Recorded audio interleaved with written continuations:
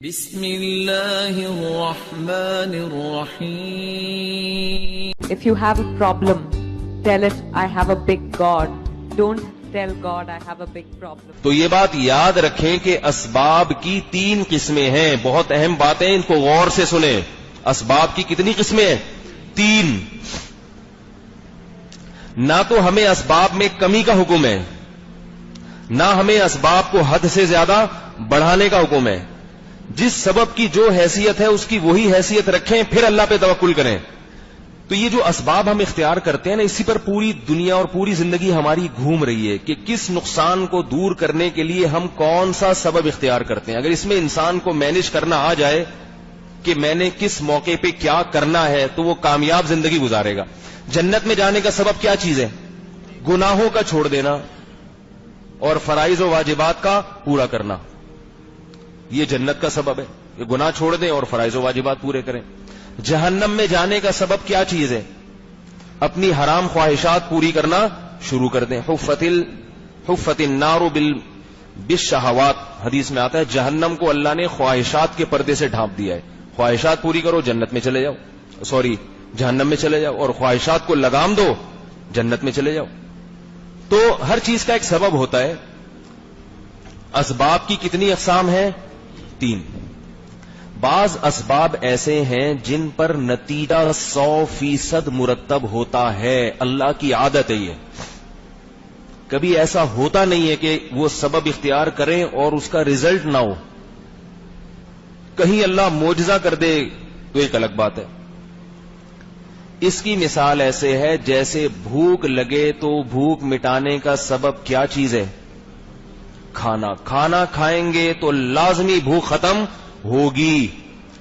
زندہ رہنے کے لیے کھانا کھانا پڑے گا. روٹی یا کوئی بھی چیز وہ کھانی پڑے گی. آگ کا کام ہے جلانا. آگ میں اگر کسی چیز کو ڈالیں گے تو لازمی وہ چیز، بولو بھائی، جلے گی. یہ اللہ ہی نے پیدا کیا آگ کو، اللہ نے ایسا بنایا. آگ پر پانی ڈالیں گے تو آگ لازمی بجھے گی. اور اس کی بہت ساری، پیاس میں پانی پئیں گے تو پیاس بجھے گی. کہیں اللہ اپنی قدرت دکھا دے، جیسے حضرت ابراہیم علیہ السلام کو آگ میں ڈالا گیا اور آگ نے نہیں جلایا، تو یہ اللہ کی قدرت ہے، وہ جو چاہے کر لے. لیکن قانون اور ضابطہ یہ نہیں ہے. آپ اگر بے روزگاری میں گھر میں پڑے رہیں گے، روزگار تلاش نہیں کریں گے، تو فاقے گھر میں آئیں گے. کیا خیال ہے؟ یا تو روحانی سینٹر کھولو، وہ نہیں کھول رہے تو پھر کچھ کرو تو صحیح نا. تو کچھ نہ کچھ کرنا پڑے گا. گھر میں بیٹھ کے درخت سے نوٹ نہیں لگتے. تو یہ ساری چیزیں، تو یہ اسباب کی پہلی قسم ہوئی جس میں نتیجہ لازم ملزوم ہے. آپ کریں گے تو نتیجہ نکلے گا. اسباب کی دوسری قسم وہ ہے کہ جس میں سبب اختیار کیا جائے تو اکثر نتیجہ نکل آتا ہے. اکثر، کبھی 51% چانس ہوتا ہے، کبھی 60%، کبھی 70%، کبھی 80%. 100% نہیں ہوتا. 100% نہیں ہوتا. وہ کیا ہے؟ جب آپ بیمار ہو جائیں تو علاج. بیماری میں علاج سے 100% شفا کا امکان نہیں ہوتا. اس میں اللہ کی مرضی کا دخل بھی ہوتا ہے. ویسے تو ہر چیز میں اللہ کی مرضی کا دخل ہوتا ہے، لیکن اللہ کے کچھ قوانین ہیں، اللہ ان کے خلاف چلتے نہیں. روٹی سے پیٹ جب بھرے گا جب اللہ چاہیں گے، مگر اللہ نے قانون بنا دیا میں چاہوں گا بھائی روٹی کھاؤ گے تو پیٹ بھرے گا. مجھ سے پوچھنے کی ضرورت نہیں ہے، بس میرا قانون ہے. لیکن بیماری میں علاج سے فائدہ ہوگا کہ نہیں ہوگا؟ اس میں اللہ نے کہا کہ جب چاہوں گا تو ہو جائے گا، اور بعض دفعہ میں نہیں چاہوں گا، کھاتے رہو گے کچھ بھی نہیں ہوگا. اور بعض دفعہ میں اسی دوا کو الٹا چلا دوں گا، کھاؤ گے تو کیا ہوگا؟ یہ جو بادام کا تیل ہے یہ خشکی ختم کرتا ہے. کسی بھی حکیم سے پوچھ لیں کہ جب اللہ اس کو ریورس چلا دیتے ہیں تو بادام کے تیل سے جتنی خشکی پیدا ہوتی ہے نا دماغ میں، اتنی کسی چیز سے نہیں ہوتی. بہت زیادہ خشکی پیدا اور چڑچڑا ہو جاتا ہے. جب اللہ ریورس چلا دیں اس کو. ڈاکٹروں کی زبان میں کیا کہتے ہیں؟ ری ایکشن. کھائی تھی ایکشن کے لیے مگر ہو کیا گیا؟ ری ایکشن ہو گیا. تو بیماری میں جب ہم علاج کراتے ہیں تو چانس ہوتا ہے زیادہ تر ٹھیک ہو ہی جاتے ہیں, لیکن ہمیشہ نہیں ہوتے. اگر ہمیشہ ٹھیک ہوتے تو قبرستان میں مردے آباد ہوتے جا کے. او بھائی یہ تو سارے وہی ہیں نا جو علاج کر کر کے تھک گئے تھے پھر بھی کچھ نہیں ہوا, ورنہ قبرستان تو سارے خالی پڑے ہوتے. اور اگر علاج میں یقینی شفا ہوتی تو ڈاکٹر کبھی مرتے ہے؟ بھائی ڈاکٹر تو مرتے ہی نہیں کبھی, وہ تو اپنی نفس خود ہی چیک کرتے آلات لگا کے. دل کا مسئلہ ہے تو بھائی دل کی گولی کھا لو, پھیپڑوں کا مسئلہ خراب ہو تو پھیپڑے, گردوں کا مسئلہ کوئی مسئلہ نہیں, گردوں کی دوائیں ہیں. بلڈ پریشر ہائی ہو رہا ہے, لو کر لو, لو ہو رہا ہے ہائی کر لو. ایسے بڑے تمیز سے زندگی گزارتے, صبح ڈائری نکال کے دیکھتے, اپنی ساری چیزیں چیک کرتے, اس حساب سے سارا دن مینٹین کرتے, اور 1000 سال زندہ رہتے. لیکن ڈاکٹر بھی اسی طرح مر جاتے ہیں جس طرح ہم اور آپ مرتے ہیں. میں یہ عرض کر رہا تھا کہ یہ دوسری قسم ہے کہ کبھی فائدہ اکثر ہو جاتا ہے لیکن کبھی نہیں بھی ہوتا. تیسری قسم کیا ہے اسباب کی؟ کہ اکثر فائدہ نہیں ہوتا, کبھی تکا لگ گیا تو ہو گیا, وہ بھی پتہ ہی نہیں ہوتا کہ اس سے ہوا ہے یا ویسے ہی گریوی میں ہو گیا ہے. ٹھیک ہے بھائی, ویسے بھی بعض دفعہ اللہ نے شفا لکھی ہوتی ہے. وہ ہے یہ رقیہ, دم, درود, تعویذ. یہ سب سے کم درجے کا ہے, کم درجے کا. بعض دفعہ ایسا ہوتا ہے اللہ کسی بزرگ کے ہاتھ پہ کوئی کرامت جاری کر دیتے ہیں, انہوں نے پھونک لگائی اور بندہ ٹھیک ہو گیا. یہ ہوتا ہے. حضرت مفتی موسیٰ روحانی البازی رحمہ اللہ تعالی لاہور میں بہت بڑے بزرگ, بہت بڑے عالم گزرے ہیں. میں جب تعویذ گنڈوں کے خلاف بولتا ہوں تو ایک صاحب نے مجھ سے کہا کہ حضرت مولانا موسیٰ روحانی بازی رحمہ اللہ وہ بھی تو تعویذ دیا کرتے تھے اور ان کے تعویذ میں تو فوراً شفا ہوتی تھی, اور یہ بات تواتر سے ان کے بارے میں ثابت ہے. میں نے ان سے کہا کہ ان کی بزرگی پر تو کوئی اشکال نہیں, ہم تو ان کی خاک کے برابر بھی نہیں ہیں. یہ جو ان کے تعویذ سے اللہ شفا دے دیتے تھے, یہ تعویذ کا کمال نہیں تھا. بعض مرتبہ اللہ کسی کے ہاتھ پہ کرامت ظاہر کرتے ہیں کہ وہ گنجے کے سر پہ ہاتھ پھیر دے تو اللہ اس گنجے کے سر پہ بال پیدا کر دیتے ہیں. یہ ماضی میں اس کی مثالیں ملتی ہیں. اس میں یہی تھا کہ ایک نوجوان اتنا اللہ نے اس کو صاحب کرامت بنا دیا کہ وہ کوڑ کے مریض کو ہاتھ لگائے تو وہ ٹھیک ہو جائے, نابینا کی آنکھ پہ ہاتھ رکھے تو اس کی بینائی واپس لوٹ آئے. تو یہ کرامت کہلاتی ہے, جو روحانی علاج والوں کے قریب سے بھی نہیں گزری ہوتی کبھی اس قسم کی کرامت ہے. کیونکہ کرامت کے لیے نیک ہونا ضروری ہے, اور یہ بھی ضروری ہے کہ بے وقوف نہ ہو, کیونکہ جو بے وقوف ہے وہ بزرگ تو بن ہی نہیں سکتا. یاد رکھو, اللہ نے قرآن مجید میں جتنے بھی اولیاء اللہ کی ڈیفینیشن بیان کی ہے, ان کی تعریف کی ہے, وہ سب اولو الالباب ہیں, عقل والے. اور یہ روحانی علاج والوں میں عقل کے علاوہ سب کچھ ہوتا ہے, کیونکہ جس پہ کچھ بھی نہیں ہوتا اس پہ بھی ان کو جن نظر آ رہا ہے, تو یہ بیوقوفی کی علامت ہے یا نہیں ہے؟ آپ تجربہ کر کے دیکھ لیں, 9-10 نارمل آدمیوں کو لے جائیں, کسی نہ کسی پہ جن نکال دیں گے. یہ تو جس پہ نہیں ہو اس پہ نظر آنا یہ بیوقوف ہونے کی علامت ہے کہ نہیں ہے؟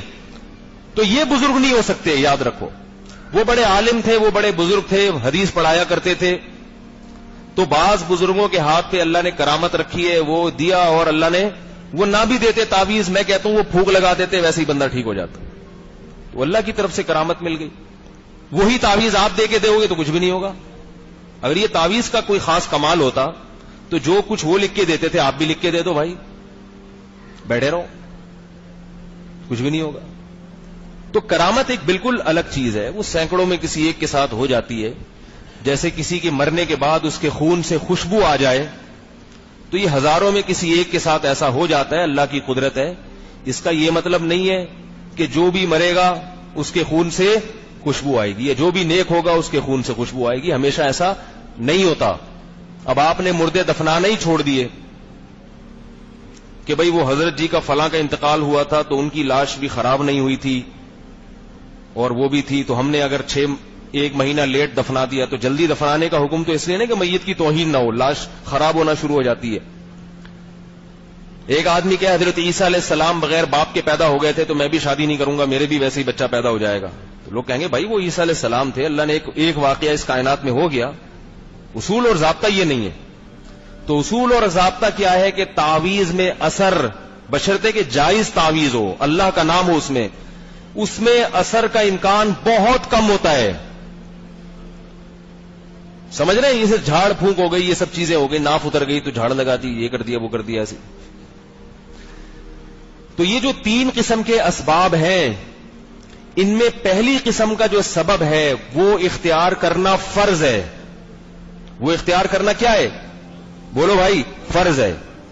بھوک لگ رہی ہے, روٹی نہیں کھاتے اور مر جاتے ہیں اور کہتے ہیں میں نے اللہ پہ توکل کیا, پیٹ بھرنے والی ذات کس کی ہے؟ اللہ کی, روٹی سے کچھ نہیں ہوتا, اور آپ مر گئے, تو قیامت کے دن اللہ کے سامنے یہ عذر پیش کر کے جہنم سے نہیں بچ سکتے, خودکشی کا گناہ ملے گا.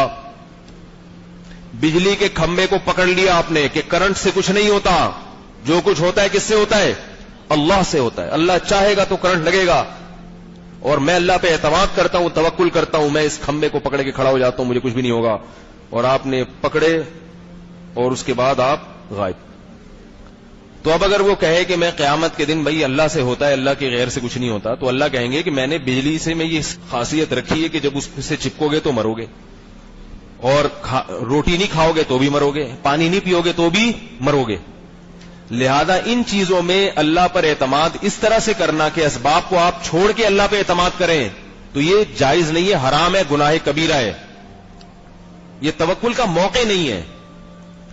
آپ بے روزگار ہیں, آپ جاب نہیں کرتے, آپ پڑھتے نہیں ہیں, یا کوئی ملازمت تلاش نہیں کرتے اور گھر میں بیٹھے ہوئے ہیں کہ اللہ ہے روزی کھلانے والا, تو آپ گناہگار ہوں گے, کیونکہ خود بھی کمانا اور کما کے بیوی بچوں کی کفالت کرنا یہ آپ پر فرض ہے. اسی لیے فرض ہے کہ اللہ نے اس میں اثرات رکھے, اس میں نتیجہ رکھا ہے. عام طور پہ نتیجہ نکلتا ہے اس سے,